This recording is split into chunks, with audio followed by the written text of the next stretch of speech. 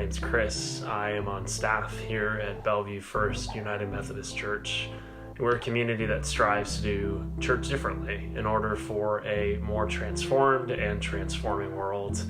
You're joining us for the fifth Sunday in our monthly church rhythm, which is our Sabbath Sunday.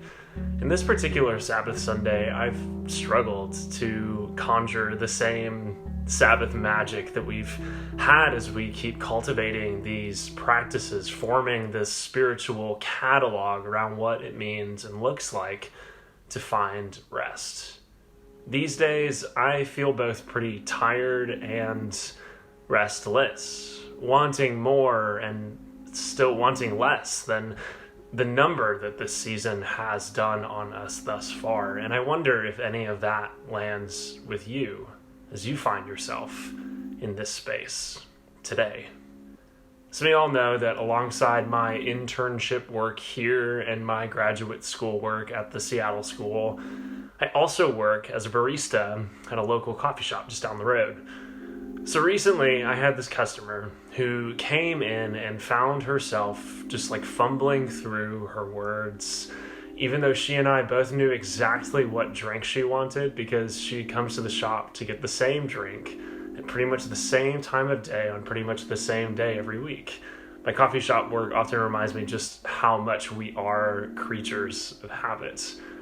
So eventually I spoke her typical order back to her and asked if that's what she wanted, and she nodded, and then she threw her shoulders back and threw her hand over her head, and she said, "I just don't know what's gotten into me today." She admitted everything just felt so foggy. Everything just feeling foggy. I wonder if you can relate. So maybe to start for this Sabbath Sunday, you and I can start here and now with an honest recognition that things are not easy for us right now, just as they have not been easy for us so far. That our patience, even with ourselves, sometimes especially with ourselves, is waning and wearing thin. That maybe the fatigue and the restlessness stirs up for us similar reasons for all those things, and maybe different ones, and maybe all of which somehow being rooted in this snowball, this ripple effect from the accumulated pains that we have endured on a day-to-day basis over the past few years. We know we're in a really liminal space when we don't even have the words to grasp exactly what we're going through, and all we have are these visceral reactions, throwing our hands up in the air, these feelings, these metaphors, everything feeling foggy. It's in these moments I think we especially need to pay attention and lean closer. So this customer I gave a free pass. I said, today you can blame your brain fog on our near entry into a third year of this pandemic. And we both chuckled and took a sigh of relief under our masks. And she said, "You're right. It's just done a number on all of us." Friends, can we believe where we've been as where we are right now?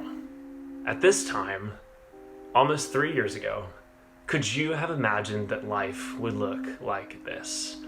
Remember when we all thought this whole thing would just blow over in like 3 weeks instead of 3 years and counting, all without any promise of anything ending anytime soon, or every time we feel like we've caught our collective breaths, maybe even catching glimmers of hope along the way, this fog shrouds back over us and we're left hopeless again, even more hopeless than before, because now in our yearnings to return to something that once felt so normal, so close, they feel so far from us. And we come to this sobering realization time and time again that we can never go back to the way things were. That once what we have before is now lost. The question rattling in me this Sabbath Sunday is this: how do we find rest without any promise of resolve, especially when we continue to live in these unending states of fatigue and restlessness. There is this ancient Hebrew word for lament, which simply translates to how long? Like in a blood-hurtling cry kind of way, a visceral reaction, a throwing your hands up in the air. How long will things be the way they are? How long will this fog continue to cover us? How long will we remain tired and restless?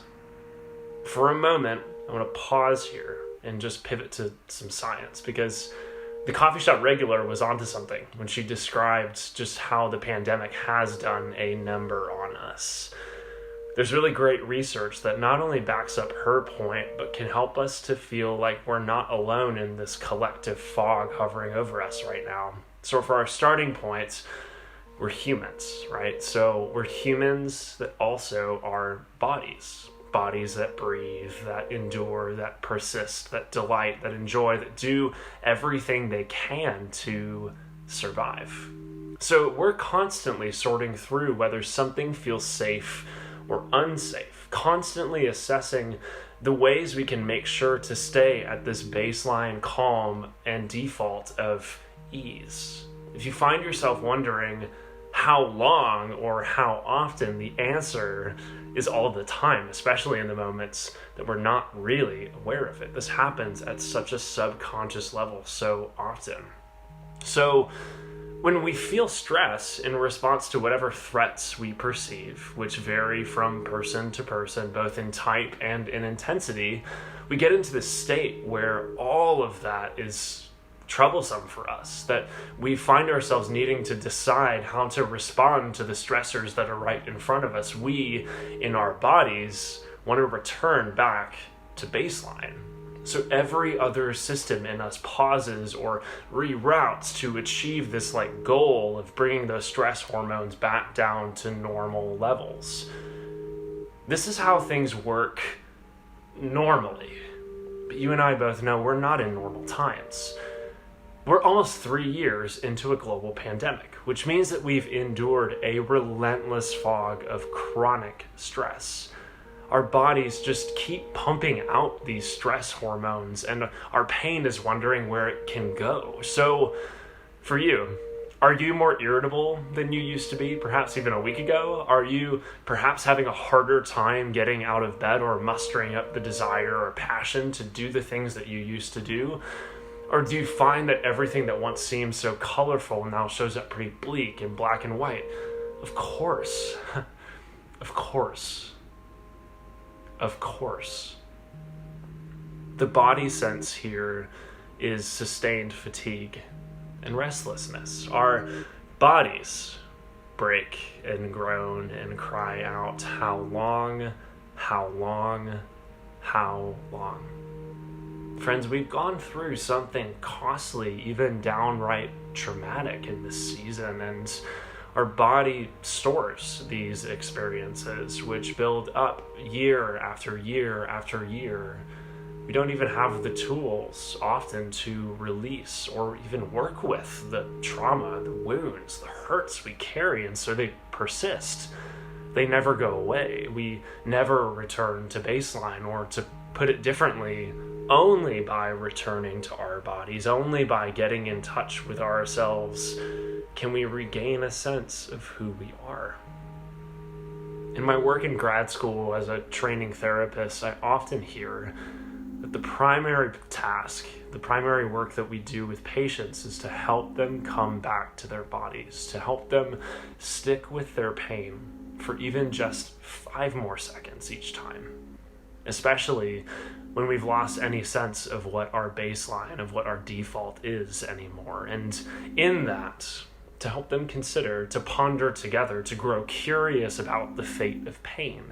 Where does pain go? How does it travel? How does it end? And what can we do to help ourselves feel safe and healthy and whole again? Even when everything around us and within us has changed, even when we cannot go back to the way things were.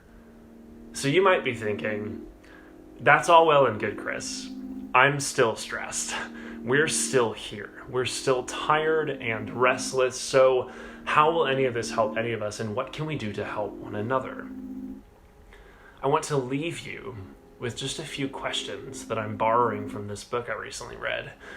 And I'd invite you in this space, in this time, on this Sabbath Sunday, to consider them, to grow curious about them, and in so doing, grow curious about yourself, to be mindful of them, by which I simply mean holding them in your awareness, letting them simmer within you without judgment and just with some curiosity. Honestly, the last thing I want to do is to give you a homework assignment, especially if that stirs up some sort of stress and not the magic that I think is within you and I and all of us. Instead, I just invite you to listen to what stirs in you, to work with what's helpful, to leave behind what isn't, and maybe, just maybe, you can come back to these questions when you have more energy and desire to do so, because I believe that you're worth it. I believe that you're worth the attention and the tending to. So here are those questions.